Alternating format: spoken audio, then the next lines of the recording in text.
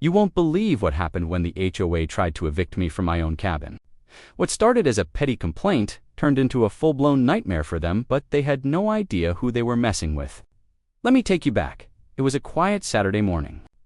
I was fixing a railing on my cabin porch when I noticed the HOA president slowly driving up the gravel road. Lights off, scanning the property, acting like she owned the place.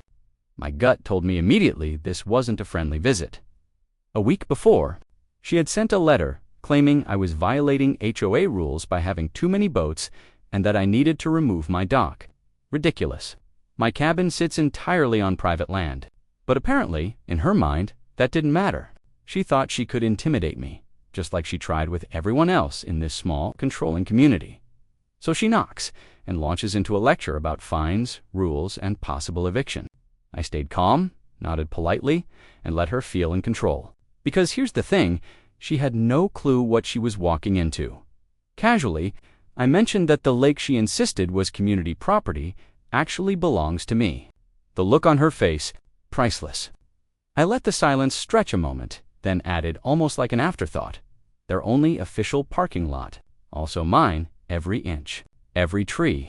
Every inch of water. Suddenly, the dynamic flipped. I wasn't the rule breaker. I wasn't a tenant to intimidate. I was the owner and the one with every legal right.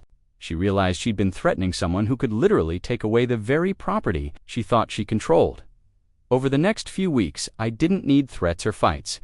I simply enforced my ownership's strategically subtle reminders, signage, polite but firm communication. Watching the HOA scramble, embarrassed and powerless, was worth every second dot by the time their eviction ended. It was obvious. They had no leverage, no legal standing, no dignity. And I still have my cabin, my lake, and the ultimate satisfaction of seeing the people who tried to control me realize they'd been outplayed from the start. Sometimes, malicious compliance isn't about breaking rules.